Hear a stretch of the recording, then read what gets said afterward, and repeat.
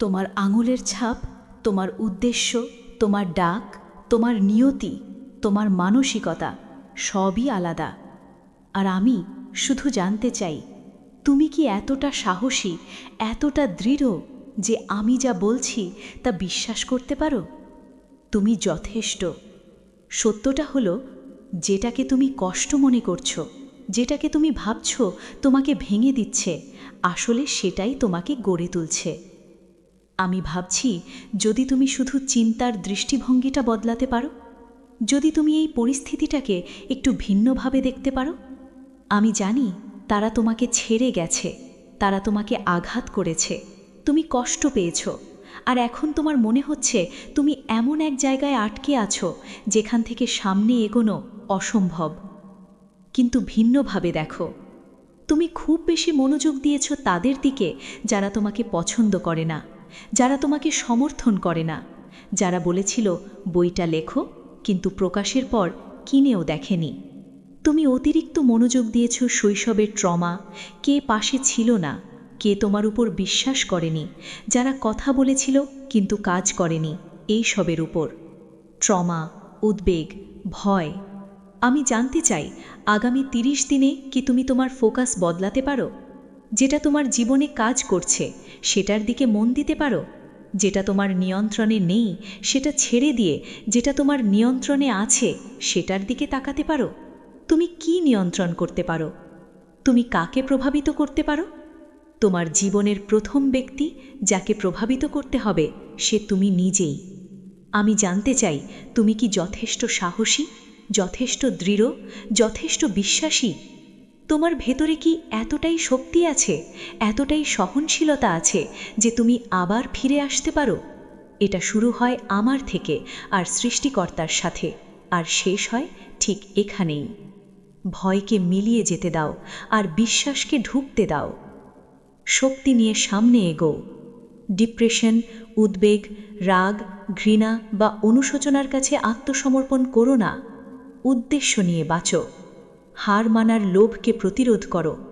আমি তোমাকে এটা বলতে পারি, পুনরুত্থান একটা নিশ্চিত, আর প্রতিদিনই তোমাকে সেই সিদ্ধান্ত নিতে হবে। যারা প্রকাশ্যে উঠে দাঁড়ায় তারা আগে গোপনে নিশ্চিত করে আর নিচে পড়ে থাকবে না। আমি জানি না তুমি এটা কখন শুনছ, কিন্তু সত্যি বলতে আজ কেউ মারা গেছে, আজ সকালে কেউ মারা গেছে, আজ বিকেলে কেউ মারা গেছে, কিন্তু তুমি এখনো বেঁচে আছো, তুমি এখনো শ্বাস নিচ্ছ। তোমার সামনে আবার শুরু করার আরেকটা সুযোগ আছে। প্রতিদিনই সেই নতুন সুযোগ এনে দেয়। কৃতজ্ঞ হও। এই জায়গা থেকে বলো, হে আল্লাহ, ধন্যবাদ। আমি যখন আমার মন হারাতে বসেছিলাম তুমি আমাকে ধরে রেখেছ। আরেকটা দিন দেওয়ার জন্য ধন্যবাদ। মানুষ বলে আমরা সবচেয়ে বেশি যেটা চাই সেটা সময়, কিন্তু সবচেয়ে বেশি যেটা অপচয় করি সেটাও সময়।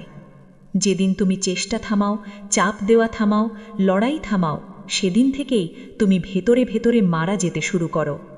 তাই শুধু এগিয়ে চলো, একটা ধাপ, আরেকটা ধাপ। এটা অন্য কাউকে হারানোর লড়াই নয়, এটা আয়নার ভেতরের মানুষটাকে হারানোর লড়াই। তুমি কি গতকালের নিজের চেয়ে আজ একটু ভালো হতে পারো? আমি এটুকুই জানতে চাই। যদি তুমি উঠতে না পারো তাহলে তোমার ভেতরে কিছু একটা ভাঙতেই হবে। আমি জানি তুমি আঘাত পেয়েছ, তবু ওঠো। আমি জানি তুমি রক্তাক্ত, তবু ওঠো। আমি জানি তুমি অনিরাপদ, তবু ওঠো। আমি জানি দোষ তোমার ছিল না, তবু ওঠো। আমি জানি কষ্ট হচ্ছে, তবু ওঠো। ওঠো, ওঠো, জেগে ওঠো। তুমি এখানে কেন? তোমার ইচ্ছা কি? তুমি কেন বেঁচে আছো?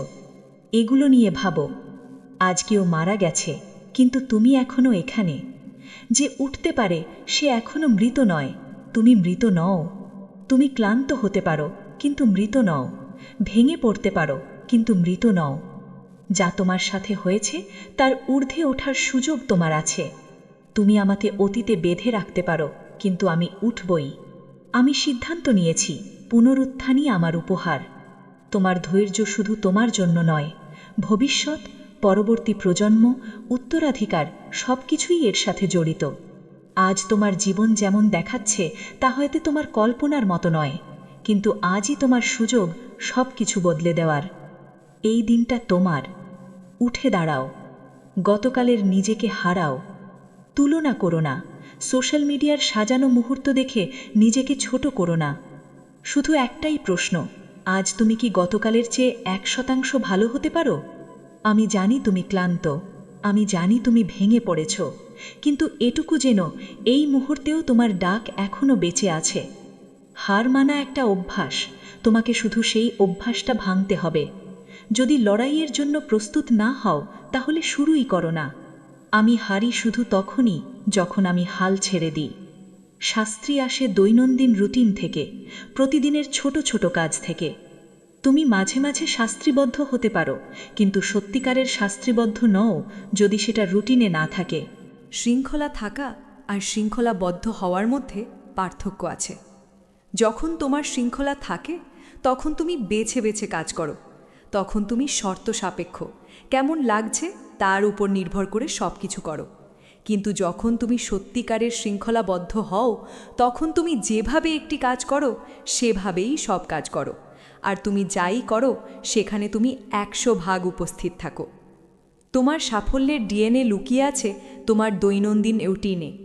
তুমি যতটা নিজেকে গভীর ভাবো, বাস্তবে ততটা নও। তোমাকে একটা রুটিন খুঁজে বের করতে হবে।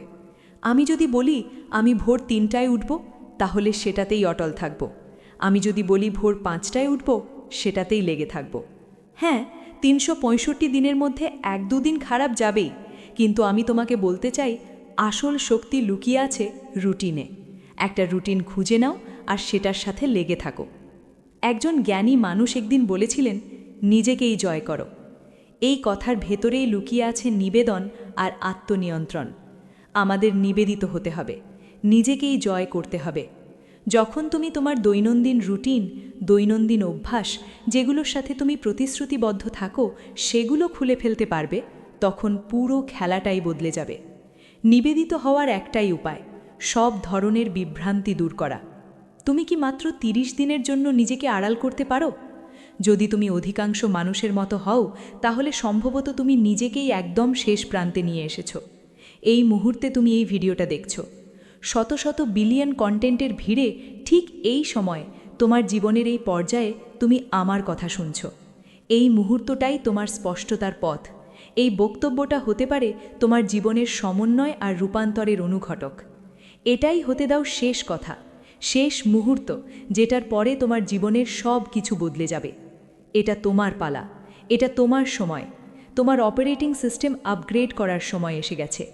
যখন তুমি একেবারে ভেঙে পড়ার সীমায় পৌঁছাও, যখন তুমি সত্যিকারের ভাবে প্রতিশ্রুতিবদ্ধ হও, যখন তুমি সিদ্ধান্ত নাও যে তোমাকে তোমার ডাকে পৌঁছতে কেউ থামাতে পারবে না, তখনই তোমার জীবনের সব কিছু জীবন্ত হয়ে উঠতে শুরু করবে। প্রতিদিন গড়ে প্রায় 1.5 লাখ মানুষ মারা যায়। আমি ভয় দেখাতে চাই না, শুধু সত্যটা বলছি, তারা চলে যায়। এই তথ্যটা শুধু মনে গেঁথে রেখো না, এটাকে তোমার জীবনের তাড়নার স্মারক বানাও। জীবন ক্ষণস্থায়ী, মৃত্যু বাস্তব। জীবনের শেষে আমরা নিজেদের প্রশ্ন করব, আমরা কি সত্যিই বেঁচেছিলাম? আমরা ভালোবেসেছিলাম? আমাদের কি কোনো মূল্য ছিল? আমরা কি আমাদের ডাকে পৌঁছতে পেরেছিলাম? সময় ফুরিয়ে আসছে, তোমার দিন গোনা।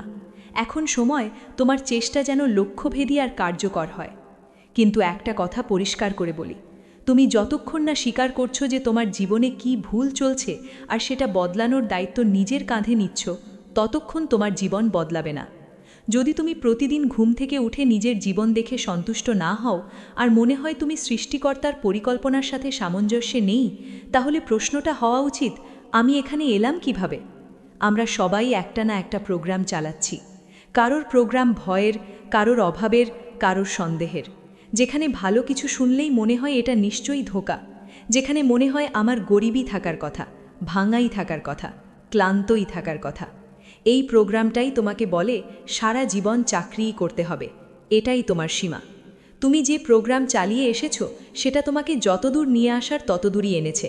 আপগ্রেড না করলে কিছুই বদলাবে না। সব কিছু শুরু হয় একটি সিদ্ধান্ত দিয়ে। তোমার সময় সীমিত, তোমার দিন গোনা, কিন্তু তুমি এত ব্যস্ততা, শব্দ আর বিভ্রান্তির ভেতর দৌড়াচ্ছ যে থেমে ভাবোই না তুমি এখনও বেঁচে আছো। এটা কোনো কাকতলা নয় যে এই সময়ে জীবনের এই পর্যায়ে তুমি আমার কথা শুনছো।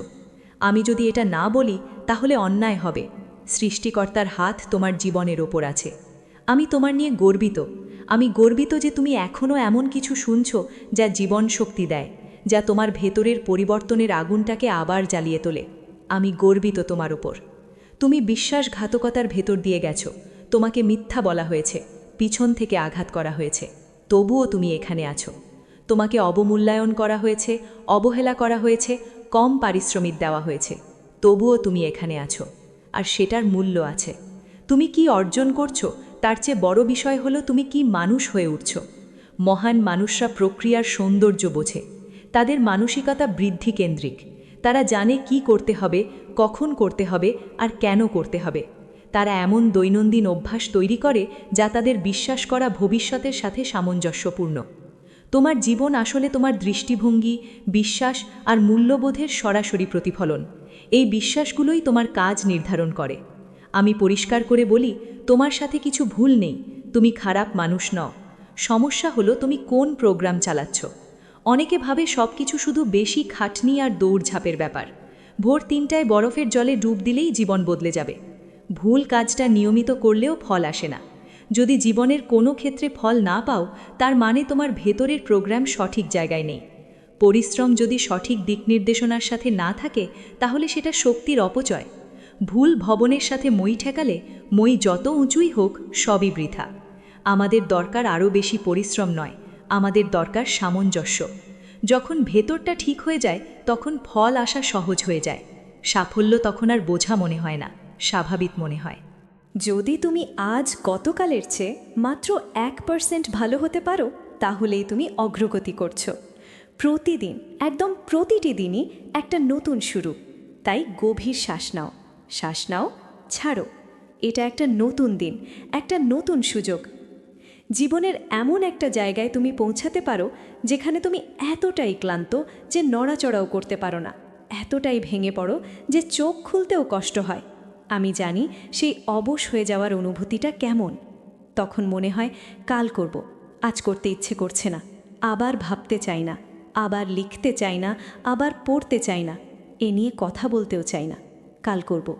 আর অনেক সময় আমরা মানুষের সেই দুর্বল অবস্থার মধ্যে আটকে যাই, যেখানে মনে হয় আমার মধ্যে এটা করার মতো কিছু নেই, আমি জানি না কিভাবে সামনে এগোবো, আমি খুব ভেঙে পড়েছি, আমি খুব ক্লান্ত, আমার অতীত আর আমার ভুলের ভারে আমি চাপা পড়ে আছি। আমরা সবসময় নিখুঁত পরিস্থিতির জন্য অপেক্ষা করি, ভাবি নিখুঁত সময়টা কাল আসবে, কিন্তু নিখুঁত সময় কখনো নিজে থেকে আসে না। অনুশীলন আর প্রক্রিয়ার মধ্য দিয়েই আমরা উন্নতির কাছাকাছি যাই। তাই যদি তুমি স্থবিরতা থেকে বেরিয়ে এসে কিছু করতে চাও, যদি বর্তমানের শক্তিকে কাজে লাগাতে চাও, তাহলে একটা জিনিস এখনই বন্ধ করতে হবে, অতিরিক্ত ভাবনা। হ্যাঁ, বেশি ভাবা বন্ধ করো, কারণ তুমি ভাবতে ভাবতেই নিজেকে পিছিয়ে দিচ্ছ।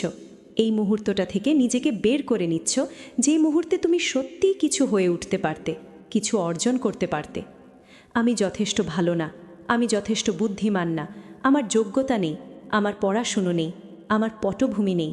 এগুলো সব মিথ্যে, যেগুলো আমরা নিজেরাই নিজেকে বলি। আমার প্রশ্ন হলো, তুমি কি ধারাবাহিকভাবে কাজ করতে প্রস্তুত? জরুরি ভাবটা আবার ফিরিয়ে আনো। কেউ আবার কাজে ফিরে আসুক, কেউ বিশ্বাস আর দৃঢ়তার জায়গায় ফিরে যাক। সেই মানসিকতায় ফিরে যাও যেখানে তুমি বলো, আমি এমনভাবে বাঁচব যেন এটাই আমার শেষ দিন। কারণ আগামীকাল নিশ্চিত নয়। অন্য কেউ 70 বছর বেঁচেছে বলেই যে তুমি বাঁচবে তার কোনো নিশ্চয়তা নেই। তাই আমার জীবনের প্রতিটি দিন আমি আমার সবটা দেব।